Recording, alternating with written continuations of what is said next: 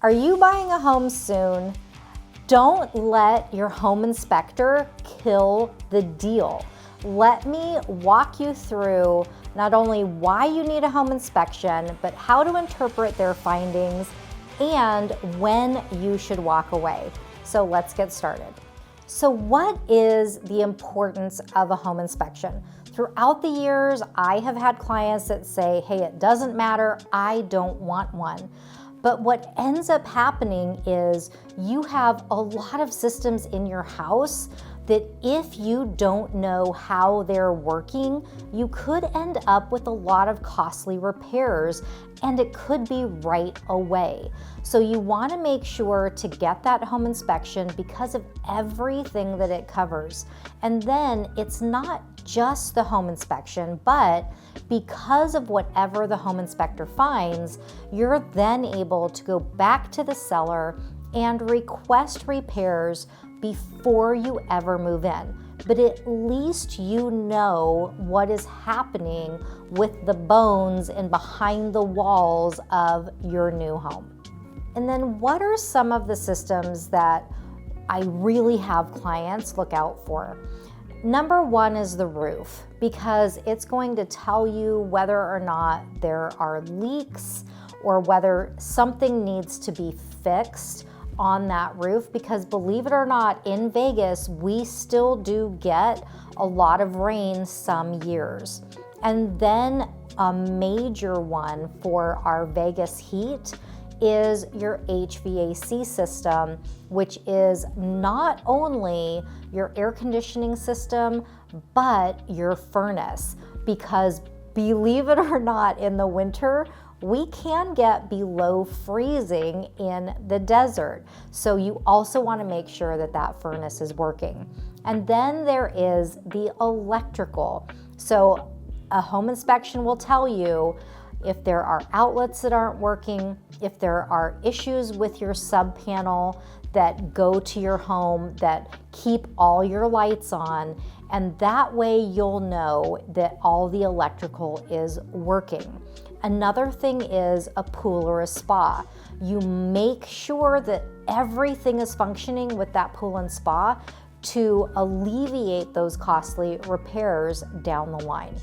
And don't forget appliances. If they are staying with the home, you want to make sure that your home inspector checks them out, because you never know when something could be on its last leg or not functioning properly at all.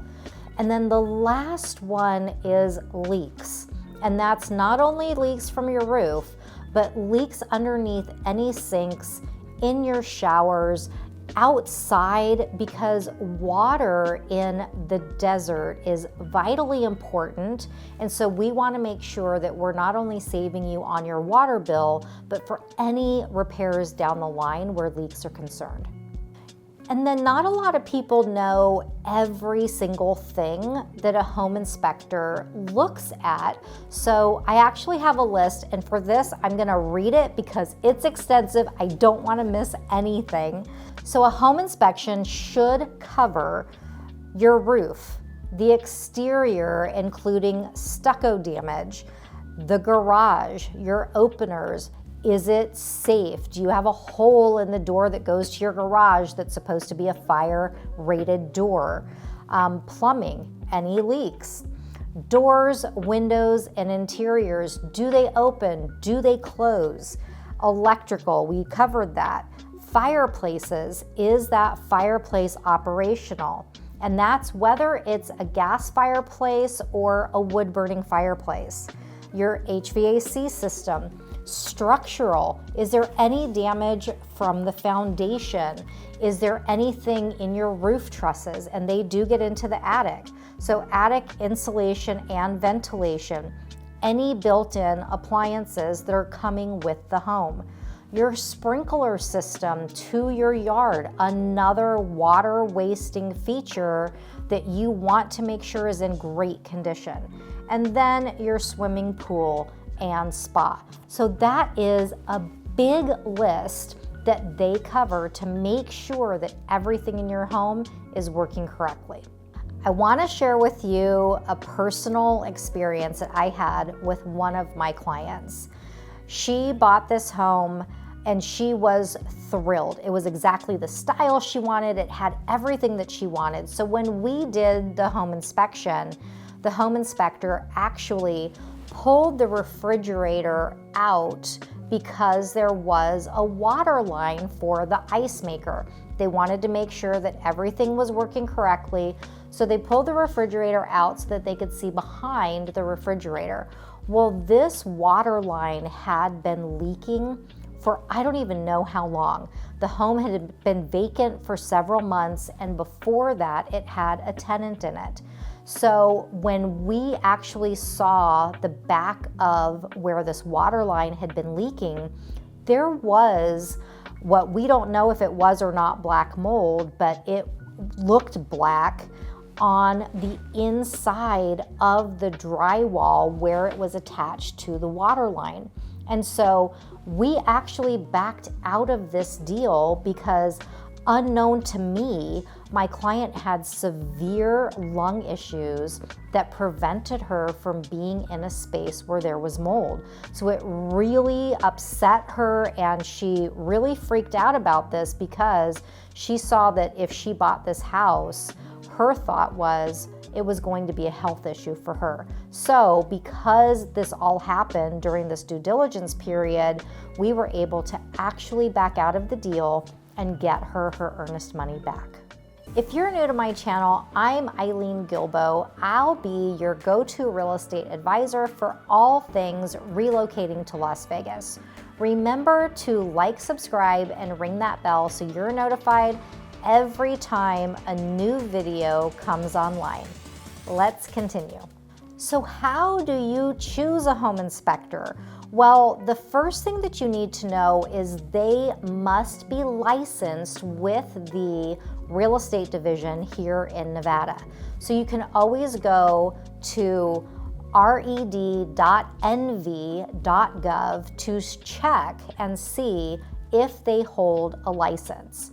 The other thing that you want to make sure of is that they have E&O insurance, because that will cover them in case anything happens while they're in someone else's home. And I always look for a home inspector who does re-inspections.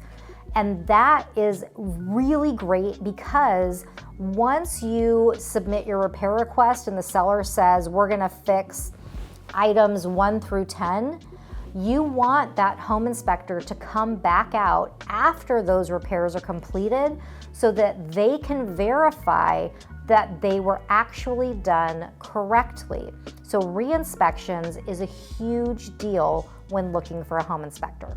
And then where do you find these fantastic home inspectors?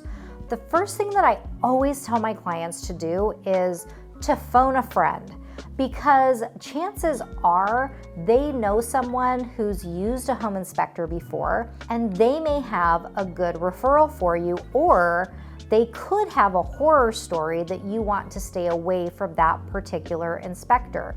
And then look up the Google reviews for this home inspector, and not just to see, oh, how many 5 stars do they have? But sometimes Google reviews tend to be negative. And you also want to see how this home inspector responded to a potentially negative review, because that goes to say a lot of how they're going to deal with issues when they come up, or if they come up with your home inspection. And then regardless of who you choose, do your due diligence, because even good home inspectors can have really bad inspections that they've performed. I've actually changed home inspectors due to some issues that clients have had with a home inspector that I used to refer all the time. So make sure that even if the reviews are good, still do your due diligence. Call them, see how you feel. A lot of times you'll know just the rapport that you have having a conversation. So always do due diligence, whether it's a phone call, an email, or an online check. Okay, it's pop quiz time. What do you think is the most important when you're looking for a great home inspector? Is it number one, Google reviews? Is it number two, a recommendation by your agent? Number three, is it a referral from your friends and family? Or number four, is it all of the above? The first one to answer correctly will get a personal shout out from me. Next up is, how do you even make sense of this home inspection? Well, they're kind of labeled in a few different ways. So the first way is red flags. This potential issue must be repaired. It is going to either cost you money down the road, or it's a health and safety issue. The second thing is usually maybe an orange flag. It needs correction, but you can move in. It's not a big deal. You're gonna be fine, but just keep it in mind that this issue down the road could cause you a problem. So you may want to get it taken care of somewhere in the near future. And then there are the things that you notice, they're notated in the report, but they're probably cosmetic. They're probably things that, they might be a little aggravating, but you can live with them. So these are the things that you really want to pay attention to, is how it comes across. And then you need to decide, number one, is this something that I really need to have a contractor come out and I need this to be fixed before I move my family into this home? Or are you handy? Are these things that you can take care of after the fact when you move in? Because let's face it, you're gonna rip out all that tile and carpet anyway, you're gonna replace the kitchen, whatever that looks like for you, you're the only one that can determine whether or not something is a big deal that needs to be taken care of. And then how do you take action? So you have all of this information, you know that you have things that you want repaired, and you know that there are things that aren't that big of a deal. So in our repair requests that we send to the seller, we have you ask for those things that really matter. You are going to feel safe, you are going to feel like you can move your family into this home. So whatever those items are, we want to make sure that they get asked for to be repaired. And then the seller has an opportunity to respond to your request. And they can say, yes, we'll fix everything. They can say, nope, we won't fix a thing. They can counter what you ask to be repaired and say, we'll fix A through C, but the rest of it we're not going to tackle. Or they can even potentially give you a dollar amount that makes sense to have those repairs done after you actually close on the house and it's yours. As you can imagine, each scenario is unique. So we walk you through what's vitally important to you. We create a plan so that we ask for whatever you want, but then you also know what you're willing to accept if they push back and say, no, they're not going to repair certain things. So whatever the strategy is that works for you, that is where we shine. For more videos about relocating to Las Vegas and real estate tips, make sure to watch one of the videos on your screen. Thank you for watching. I'll see you the next time.